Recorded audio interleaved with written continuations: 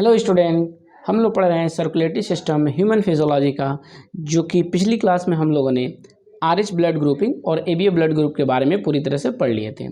हम लोग इसे एनसीईआरटी को सबसे पहले एक नोट्स के फॉर्म में पढ़ेंगे, फिर एनसीईआरटी को लाइन टू लाइन रीड करेंगे।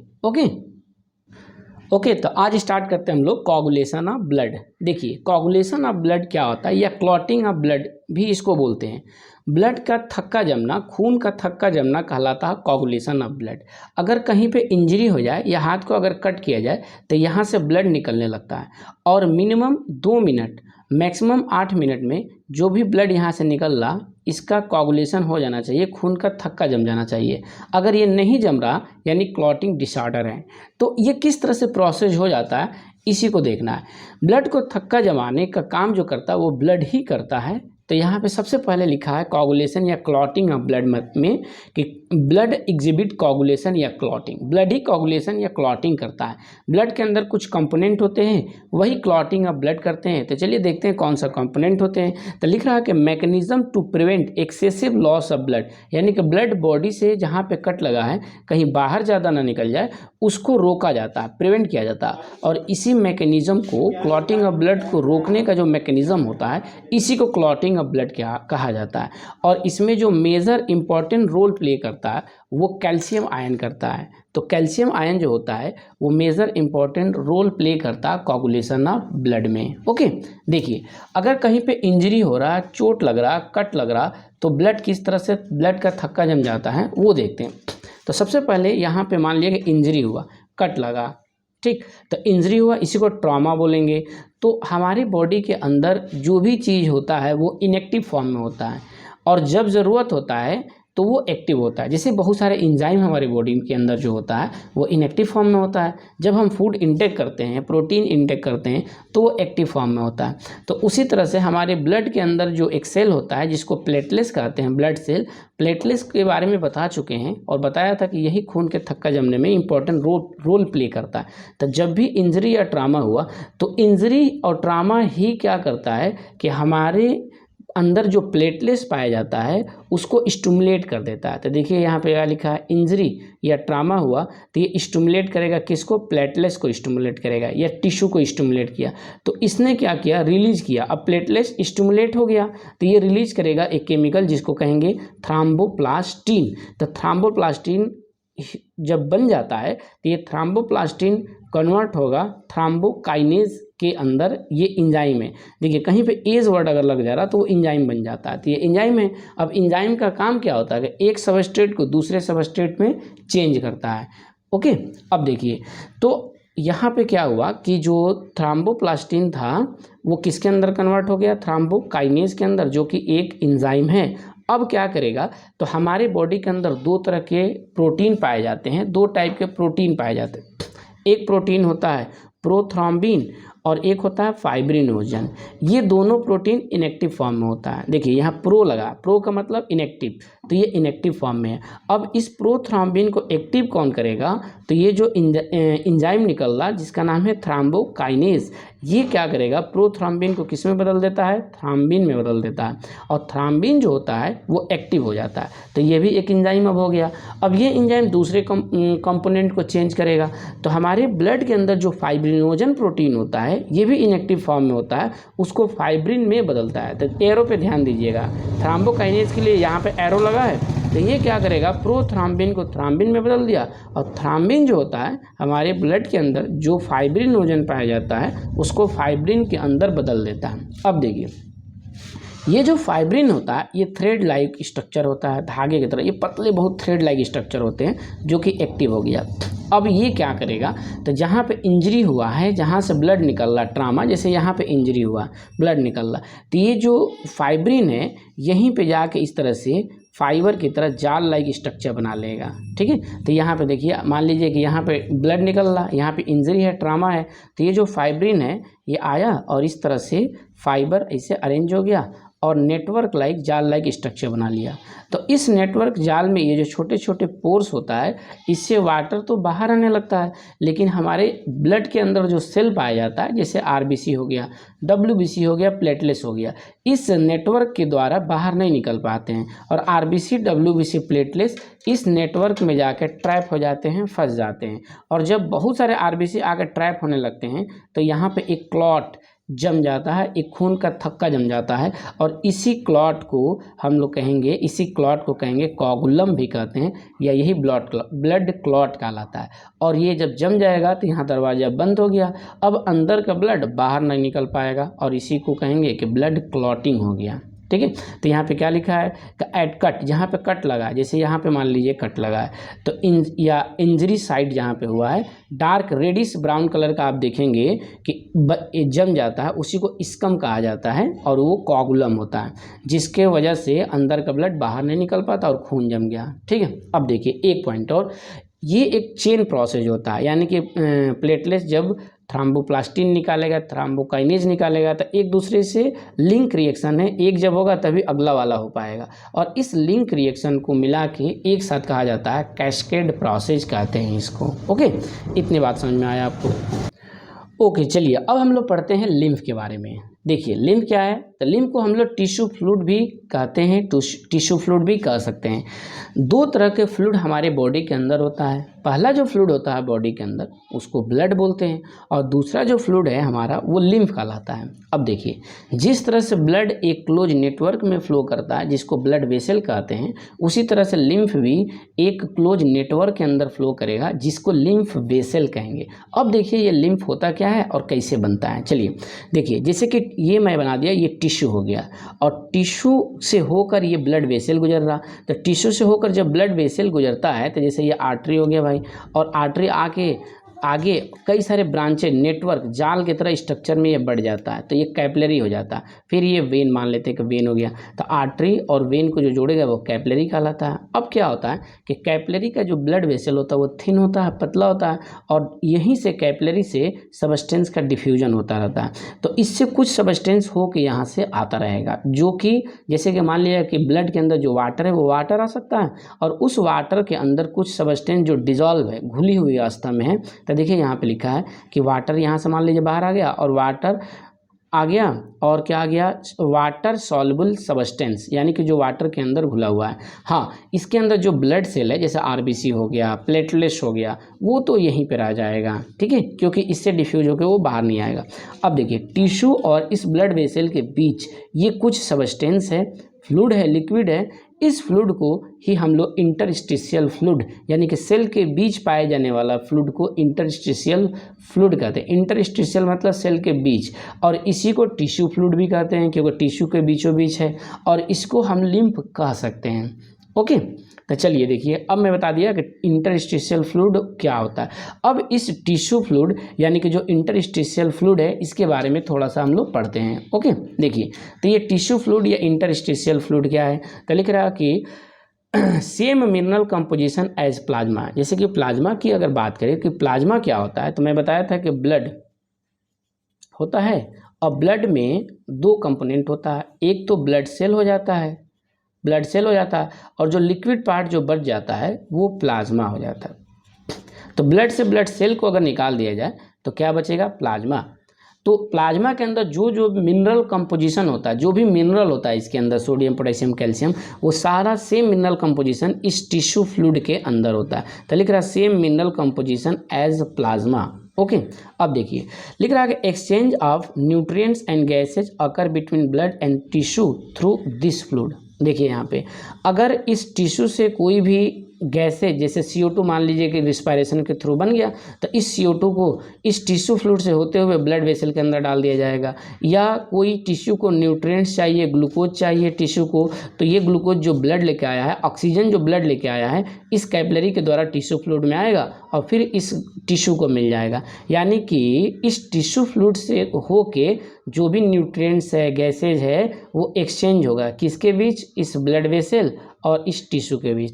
तो देखिए लिख रहा क्या, exchange of nutrient and gases between, किसके बीच, ब्लड एंड टिश्यू, ये ब्लड हो गया और ये टिश्यू हो गया, अकर थ्रू दिस फ्लूइड, इसी फ्लूइड के थ्रू होके जाएगा, यानी कि यहाँ से कुछ चीज़ें यहाँ आएगा और यहाँ से जब इसके अंदर जाएगा तो इसी फ्लूइड से तो होके जा रहा है। ओके, अब देखिए, अब इसके बाद क्या लिखा है, लिख रहा है कि लिम्फेटिक सिस्टम, लिम्फेटिक सिस्टम यानी कि वेसल, जैसे कि मैं बताया कि जैसे ब्लड एक क्लोज वेसल के अंदर फ्लो करता है, उसी तरह लिम्फ भी एक पाइप के अंदर, वेसल के अंदर फ्लो करेगा और उसको लिम्फेटिक सिस्टम या लिम्फेटिक वेसल कहते हैं। तो देखिए यहाँ पे लिखा लिम्फेटिक सिस्टम यानी कि वेसल, लिम्फेटिक वेसल। इस फ्लूइड को क्या कर लेता है, कलेक्ट दिस फ्लूइड, इस फ्लूइड को कलेक्ट कर लेता है, यानी कि ये जो फ्लूइड है टिश्यू फ्लूइड, ये फ्लूइड जो है एक लिम्फेटिक वेसल के अंदर, मान लिया कि ये बना दिया मैं लिम्फेटिक वेसल इस तरह से, तो इस लिम्फेटिक वेसल के अंदर जो होगा ये फ्लूइड जो होगा इसके अंदर चला जाएगा। ठीक है, तो अब इसको क्या बोलेंगे, यानी कि अब इस टिश्यू फ्लूइड को हम लोग क्या बोलेंगे, तो लिख रहा है लिम्फेटिक सिस्टम यानी कि vessel collect this fluid and drain into major vein called lymph. अगर यही इंटरस्टिशियल फ्लूइड, टिश्यू फ्लूइड एक वेसल के अंदर चला जाएगा और उसके अंदर फ्लो करने लगेगा, तो अब उसी टिश्यू फ्लूइड को लिम्फ बोलेंगे हम लोग। ठीक है, यानी कि इंटरस्टिशियल फ्लूइड, टिश्यू फ्लूइड ही लिम्फ है जब वो एक लिम्फेटिक वेसल के अंदर हो। ओके, चलिए और देखते हैं, अब देखेंगे हम लोग लिम्फ के बारे में। तो देखिए लिम्फ क्या है, तो लिम्फ एक कलरलेस फ्लूइड होता है, इसमें कोई भी कलर नहीं है। ओके, अब देखिए लिम्फ होता क्या है, तो ब्लड है और ब्लड में से जितने ब्लड सेल हैं उसको अगर बाहर निकाल दिया जाए और एक ब्लड सेल को छोड़ के WBC, तो जो बनता है वही लिम्फ कहलाता है। तो देखिए ब्लड है और ब्लड में से मैंने क्या क्या बाहर निकाल दिया, ब्लड सेल को, जैसे ब्लड सेल कौन है, तो RBC हो गया, प्लेटलेट्स हो गया और WBC को यहाँ छोड़ देंगे क्योंकि WBC लिम्फ के अंदर होता है, और प्रोटीन को बाहर निकाल देंगे, लेकिन कितना प्रोटीन, हाफ प्रोटीन निकालेंगे। ठीक है, यानी कि जो लार्ज प्रोटीन है, जो बड़ी बड़ी प्रोटीन है, क्योंकि बड़ी बड़ी प्रोटीन होगा तो ब्लड वेसल से बाहर नहीं निकल पाएगा, तो हाफ प्रोटीन को निकाल देंगे तो यही बन जाएगा क्या, लिम्फ। तो ब्लड में से मैंने RBC को निकाला, प्लेटलेट्स को निकाला और आधा प्रोटीन को निकाल दिया, तो जो भी कुछ बन जाएगा वो लिम्फ बन जाएगा। तो लिम्फ क्या होगा भाई, तो देखिए अब तो लिम्फ में क्या क्या बच जाएगा, तो लिम्फ में बच जाएगा यानी कि प्लाज्मा। देखिए जो लिक्विड पार्ट है उसको क्या बोल रहे हैं, प्लाज्मा बोल रहे हैं, यानी कि और WBC और प्लस हाफ प्रोटीन। कौन कौन सा प्रोटीन, स्मॉल प्रोटीन, क्योंकि यहाँ से लार्ज प्रोटीन निकाल दिए हैं तो बच कौन जाएगा, स्मॉल प्रोटीन बच जाएगा। तो अब यही मिलके जो होगा वो लिम्फ बनाएगा। ओके, तो लिम्फ में क्या हुआ, अगर और सही से समझना है तो चलिए यहाँ पे हम लोग समझ लेते हैं। देखिए जैसे कि लिम्फ है, लिम्फ तो क्या लिम्फ होगा भाई, तो ब्लड होगा, ब्लड से ही लिम्फ बन रहा। तो ब्लड से क्या कीजिए कि ब्लड सेल को निकाल दीजिए। मैंने क्या किया, माइनस करेंगे यहाँ पे, ब्लड सेल को बाहर निकाल दिया। अब ब्लड सेल में कौन कौन सा ब्लड सेल को निकालेंगे, तो चलिए यहाँ पे लिख देता हूँ, RBC को निकाल देंगे और प्लेटलेट्स को निकाल देंगे, प्लेटलेट्स, WBC को नहीं निकालेंगे, और प्लस हाफ प्रोटीन को निकाल देंगे। लेकिन कौन सी प्रोटीन, बड़ी प्रोटीन, जो लार्ज प्रोटीन होता है, तो जो बच जाएगा वही लिम्फ कहलाएगा। तो लिम्फ में मैं लिखूं अगर कि लिम्फ में क्या क्या होगा, तो बताइए क्या होगा भाई, तो यहाँ से तो RBC को निकाल दिए, प्लेटलेट्स को निकाल दिए, तो ये होगा नहीं, बचेगा क्या, यहाँ से सेल WBC बच जाएगा। तो यहाँ पे लिखूंगा कि WBC हो सकता है। WBC में भी मेनली कौन होता है, तो लिम्फोसाइट होता है। ठीक है, और प्लस और क्या बच जाएगा, तो बताइए हाफ प्रोटीन निकालें, लेकिन आधा प्रोटीन तो बचा होगा ना, तो प्लस हाफ प्रोटीन लिख देंगे, हाफ प्रोटीन। अब यहाँ पे बड़ी प्रोटीन को निकाल दिए तो यहाँ पे स्मॉल प्रोटीन बच जाएगा, यानी कि लिम्फ के अंदर WBC होता है, हाफ प्रोटीन होता है और लिक्विड पार्ट होता है। ठीक है, यानी कि प्लाज्मा भी बोल सकते हैं इसको। ओके, चलिए तो अब मेनली लिम्फ के अंदर WBC बच रहा है यहाँ पे, तो कौन सा WBC है, लिम्फोसाइट होता है। और लिम्फोसाइट क्या करता है कि जो भी जर्म्स आते हैं, बैक्टीरिया, वायरस, उसको मारने का काम करता है, यानी कि हमारे इम्यून सिस्टम को बढ़ाता है बॉडी का। तो लिख रहा है कि lymph contain lymphocyte responsible for immune response of body, यानी कि बॉडी के इम्यूनिटी के लिए रिस्पॉन्सिबल है, इम्यून सिस्टम के लिए रिस्पॉन्सिबल है। चलिए जैसे कि ब्लड हमारे बॉडी के अंदर न्यूट्रिएंट्स को हर टिश्यू के पास एक जगह से दूसरे जगह ले जाने का काम करता है, उसी तरह लिम्फ भी न्यूट्रिएंट्स, हार्मोन को ले जाएगा बॉडी के एक प्लेस से दूसरे प्लेस में। यानी लिम्फ क्या होगा, carrier for nutrients and hormone etcetera होता है, कैरियर होता है। और एक पॉइंट और लिख रहा कि absorb fat in the lacteal present in villi. ये क्या चीज़ है, देखिए जैसे कि हमारा जो इंटेस्टाइन होता है, जैसे ये हो गया इंटेस्टाइन, ओके। तो इंटेस्टाइन के अंदर ये विली और माइक्रोविली पाया जाता है और यहीं पे प्रोटीन, कार्बोहाइड्रेट और फैट का डाइजेशन होता है। तो प्रोटीन, कार्बोहाइड्रेट का एब्जॉर्प्शन जो है ये ब्लड वेसल बना दिया मैंने, ब्लड वेसल के द्वारा हो जाता है। प्रोटीन इससे एब्जॉर्ब हो जाएगा, कार्बोहाइड्रेट एब्जॉर्ब हो जाएगा, लेकिन फैट इस ब्लड वेसल से एब्जॉर्ब नहीं हो पाता है। तो फैट को एब्जॉर्ब करने के लिए इस विली के अंदर ये क्या बनाया हूँ, my finger like projection villi कहलाता है, ओके। तो इस विली के अंदर कुछ लिम्फैटिक वेसल होते हैं और इस लिम्फ वेसल यानी कि लिम्फैटिक वेसल से फैट का एब्जॉर्प्शन होता है और वह लिम्फैटिक वेसल जो फैट का एब्जॉर्प्शन करता है वो लैक्टियल कहलाता है, ओके। तो अब देखिए यहाँ पे क्या लिखा है कि ये क्या करेगा, एब्जॉर्ब करेगा फैट इन लैक्टियल। ये लैक्टियल क्या है, तो लिम्फ वेसल है, प्रेजेंट इन कहाँ पे है, तो विली के अंदर है। और विली क्या है, तो फिंगर लाइक प्रोजेक्शन है इंटेस्टाइन के अंदर, ओके। तो चलिए इसको नोट्स के हम लोग फॉर्म में पढ़ लिए हैं। अब हम लोग पढ़ते हैं एनसीईआरटी। तो चलिए देखिए एनसीईआरटी रीड करते हैं। लिख रहा है कि you know that when you cut your finger, अगर फिंगर को कट किया जाए जैसे दिखाया है यहाँ पे मैं आपको, या hurt yourself, you would not does not continue to bleed for a long time. तो आप क्या देखते हैं कि कंटिन्यू देर तक ब्लड नहीं बहता है, कुछ मिनट के अंदर ये ब्लड क्लॉट हो जाता है, यानी कि ब्लड का थक्का जम जाता है। लिख रहा है कि usually the blood stop flowing after some time, कुछ समय बाद ये बंद हो जाता है। ये बात तो समझ में आ गया भाई। अब ये होता कैसे है, तो लिख रहा है कि ब्लड एग्जिबिट कोगुलेशन या clotting is response to any injury या ट्रॉमा। इंजरी मतलब कहीं पे कट लगा है, ट्रॉमा हुआ है, तो उसके रिस्पॉन्स कौन शो करता है, ब्लड। तो ब्लड एग्जिबिट करता है कोगुलेशन, ठीक है, यहाँ पर अंडरलाइन कर लिए। अब देखिए this mechanism to prevent excessive loss of blood from the body, यानी कि ये एक मैकेनिज्म है, ब्लड कोगुलेशन करना एक मैकेनिज्म है जो कि ब्लड ही करता है, prevent the excessive loss of blood from the body, यानी कि बॉडी से कहीं ज़्यादा ब्लड ना निकल जाए, इसके लिए ब्लड का थक्का जमाया जाता है, यानी कि कोगुलेशन ऑफ ब्लड होता है। अब देखिए लिख रहा कि you would have observe a dark reddish brown scum form है, dark reddish brown scum form at the site of cut या injury over a period of time. यानी कह रहा है कि आप क्या देखते हैं कि कहीं पर अगर कट लग गया है तो एक डार्क रेडिश ब्राउन कलर का स्कम बन जाता है, वहाँ पे थक्का जम जाता है। ये सब चीज़ें कैसे होता है, यहाँ पे सारी चीज़ें लिखा है।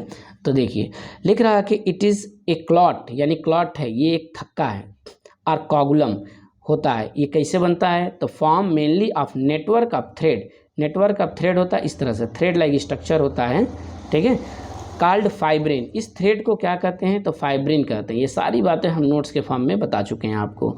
इन which dead end damage form element, form element मतलब ब्लड सेल, WBC, RBC, ये सारी चीज़ें, ठीक है। Form element of blood are trap, इस जाल की तरह जो स्कम बना है इसी के अंदर ट्रैप हो जाता है, यानी कि उस RBC WBC को पकड़ लिया जाता है, ठीक है। और बहुत सारे RBC WBC जब इकट्ठा हो जाएंगे तो एक थक्का जम जाएगा यहाँ पे। फाइब्रिन आर फॉर्म बाई, अब फाइब्रिन कैसे बनता है भाई, तो fibrin are form by conversion of inactive fibrinogen in the plasma by enzyme thrombin. तो ये सारी बता दिया हूँ मैं। तो थ्राम्बिन क्या करता है, तो हमारे ब्लड के अंदर फाइब्रिनोजन पाया जाता है जो कि इनएक्टिव है। अब इस फाइब्रिनोजन को फाइब्रिन में बदलता है ये इंजाइम, थ्राम्बिन बदलता है, ओके। अब देखिए तो यहाँ पे लिख सकते हैं कि जैसे कि यहाँ पे फाइब्रिनोजन हो गया, फाइब्रिनोजन। अब इस फाइब्रिनोजन को फाइब्रिन में कौन बदला, तो थ्राम्बिन बदला, थ्राम्बिन, ओके, थ्राम्बिन ने चेंज किया इसको। अब देखिए लिख रहा है कि थ्राम्बिन कैसे बनता है, तो thrombin is turn are form from the another inactive substance present in the plasma, plasma के अंदर ही यानी कि ब्लड के अंदर ही एक और इनएक्टिव सब्सटेंस पाया जाता है जिसको प्रोथ्राम्बिन कहते हैं। अब इस प्रोथ्राम्बिन को थ्राम्बिन में बदलेगा कौन, तो देखिए यहाँ पे लिखा है कि thrombin is turn are form from the another inactive substance present in the plasma called prothrombin, यानी कि प्रोथ्राम्बिन से ही थ्राम्बिन बना है। और थ्राम्बिन क्या करेगा, फाइब्रिनोजन को फाइब्रिन में कन्वर्ट करेगा, ठीक है। अगर जो नोट्स के फॉर्म में मैं बताया हूँ उसको पढ़ के इसको पढ़ेंगे तो सारी बातें क्लियर हो जाएगा आपको, ओके। देखिए अब लिखा है कि एन इंजाइम कॉम्प्लेक्स, एक इंजाइम कॉम्प्लेक्स होता है जिसको कहेंगे थ्रोम्बोकाइनेज। देखिए एज लग रहा है यहाँ पे, यानी कि ये इंजाइम है, इंजाइम का कॉम्प्लेक्स है, यानी कई सारा इंजाइम इसके अंदर है। Is require for above reaction, यानी कि जो भी ऊपर रिएक्शन हो रहा यही इंजाइम रिस्पॉन्सिबल है इसके लिए। ठीक, this complex is form by series of link reaction, और इस रिएक्शन को कैस्केड प्रोसेस कहते हैं। यानी कि फाइब्रिनोजन को फाइब्रिन में थ्रोम्बिन ने बदला, फिर प्रोथ्रोम्बिन को थ्रोम्बिन में इस इंजाइम ने थ्रोम्बोकाइनेज बदलेगा। यानी कि एक ये लिंक रिएक्शन है, चेन रिएक्शन है, एक दूसरे से लिंक होके हो रहा, और इसी लिंक रिएक्शन यानी कि चेन रिएक्शन को कैस्केड प्रोसेस कहा जाता है। ठीक है, ओके आगे देखिए, involve in number of factor present in the plasma in an inactive state, यानी कि प्लाज्मा में कई सारा फैक्टर होता है जिसे क्लॉटिंग फैक्टर भी कहते हैं। हर क्लॉटिंग फैक्टर इनएक्टिव फॉर्म में होता है और ये सारा रिएक्शन के लिए रिस्पॉन्सिबल होता है। आगे देखिए लिख रहा है एन इंजरी या ट्रामा, कहीं पे चोट लगा है, ट्रामा जिसे कहेंगे, स्टिमुलेट द प्लेटलेट। सबसे पहले ये क्या करेगा, तो प्लेटलेट्स को स्टिमुलेट करेगा in the blood to release certain factor, यानी कि प्लेटलेट्स इनएक्टिव फॉर्म में रहेगा। जब चोट लगेगा तो प्लेटलेट्स से कुछ फैक्टर निकलेगा जो क्या करेगा, which activate the mechanism of coagulation, जो कोगुलेशन के मैकेनिज्म को एक्टिवेट करेगा। यानी कि ये जो चेन रिएक्शन ऊपर से जितना हो रहा सब होने लगेगा। जब चोट लगेगा तभी प्लेटलेट्स एक्टिव हो जाएगा, और एक्टिव होगा तो ये सारा रिएक्शन होने लगेगा, यानी कि कैस्केड प्रोसेस होने लगेगा। ओके, अब आगे देखिए लिख रहा है कि certain factor release by the tissue eight the site of injury also and initiate coagulation, यानी कि जहाँ पे चोट लगा है टिश्यू से, जिस टिश्यू में चोट लगा है जहाँ से ब्लड निकल रहा उस टिश्यू से भी कुछ फैक्टर निकलता है जो ये भी कोगुलेशन के लिए रिस्पॉन्सिबल होता है। ठीक है, प्लेटलेट्स तो कर ही रहा, टिश्यू से भी कुछ फैक्टर निकलता है। हाँ, एक और बात कि कैल्शियम जो होता है एक इम्पॉर्टेंट रोल प्ले करता है कोगुलेशन के लिए। तो पूछेगा कौन सा मेटल है जो कि कोगुलेशन के लिए यानी क्लॉटिंग ऑफ ब्लड के लिए रिस्पॉन्सिबल होता है, तो वो होता है कैल्शियम, कैल्शियम आयन होता है। ओके, तो कोगुलेशन ऑफ ब्लड देख लिए हम लोग। तो चलिए अब लिम्फ के बारे में देखते हैं। देखिए लिम्फ क्या है, मैं बताया कि लिम्फ को टिश्यू फ्लूइड भी कहते हैं। तो लिख रहा है कि as blood pass through the capillary in tissue some water along with the many water soluble substance move out into the space between cell of tissue leaving the large protein and most of the form element in the blood vessel। ठीक, चलिए देखिए ये जो बातें लिखा है इसके बारे में यहाँ पे देख लेते हैं, इससे समझ लेते हैं कि जैसे ही ब्लड पास होता है ब्लड वेसल से तो कैपिलरी होता है जिसका वाल जो होता है थिन होता है, पतला होता है, और ये टिश्यू बना दिया। तो यहाँ से पास होगा तो इससे कुछ सब्सटेंस यहाँ से बाहर आने लगता है, यहाँ से नहीं कैपिलरी से बाहर आने लगेगा। कौन कौन सब्सटेंस बाहर आएगा, तो वाटर आएगा, और वाटर के अंदर कुछ डिजॉल्व सब्सटेंस होगा वो यहाँ से बाहर आने लगता है। ओके, अब इसके अंदर क्या क्या रह जाता है, तो ब्लड वेसल जैसे आरबीसी रह गया, प्लेटलेट्स रह गया, और कुछ बड़ी बड़ी प्रोटीन जो होगा इसके अंदर आ जाएगा। छोटी प्रोटीन यानी कि स्मॉल प्रोटीन तो यहाँ पे आ जाता है, और टिश्यू के जो सेल है उनके बीच ये सारा सब्सटेंस रहता है, यानी कि इसी सब्सटेंस को हम लोग इस टिश्यू का फ्लूइड यानी कि टिश्यू फ्लूइड और लिम्फ कहते हैं, और इसको इंटरस्टिशियल फ्लूइड भी कहा जाता है। तो वही कह रहा है कि जैसे कैपिलरी से पास होता है टिश्यू के होते हुए, तो इस ब्लड के द्वारा मेनी कुछ वाटर आ जाता बाहर, और मेनी वाटर सॉल्युबल सब्सटेंस इसके थ्रू बाहर आ जाता है। किसके बीच आ जाता है, तो between the cell of tissue, यानी कि ये टिश्यू है तो इसके बीच में आ जाता है यहाँ से कुछ सब्सटेंस बाहर। ओके, अब देखिए लिख रहा है कि this fluid release out is called interstitial fluid या टिश्यू फ्लूइड। यही फ्लूइड जो बाहर निकल के आ गया इस ब्लड वेसल से टिश्यू के बीच आ गया, तो इसी फ्लूइड को हम लोग टिश्यू फ्लूइड या इंटरस्टिशियल फ्लूइड कहेंगे। ओके, तो इस फ्लूइड को क्या कहेंगे, इंटरस्टिशियल फ्लूइड, या इसी को टिश्यू फ्लूइड कहा जाएगा। चलिए अब देखिए, it has the same mineral composition. इसका जो अब इस इंटरस्टिशियल फ्लूइड जो है यानी कि ये जो टिश्यू फ्लूइड है इसका कंपोजिशन देखते हैं, तो लिख रहा है कि सेम मिनरल कंपोजिशन होता है, मेन मिनरल डिस्ट्रीब्यूशन होता है दैट प्लाज्मा में जो भी मिनरल होता है composition interstitial fluid tissue fluid में उसी वैसा ही होता है सेम। अब लिख रहा है exchange of nutrients gases etcetera between the blood and cell also occur through this always occur through this fluid, यानी कि ये है ब्लड वेसल जिसके अंदर ब्लड फ्लो करेगा, और ये है टिश्यू। इस ब्लड वेसल यानी ब्लड और टिश्यू के बीच जो भी एक्सचेंज होता है इस टिश्यू फ्लूइड के थ्रू होते हुए जाता है। यहाँ से चीज़ें इसमें आ जाएगा और इससे इस टिश्यू में चला जाएगा, और टिश्यू में जो भी वेस्ट प्रोडक्ट बना है इस पहले टिश्यू फ्लूइड में जाएगा, फिर ब्लड वेसल के अंदर चला जाता है। ठीक है, तो वही लिख रहा कि exchange of nutrients, gases etcetera between blood and cell always occur through this fluid. This fluid मतलब टिश्यू फ्लूइड के थ्रू होता है।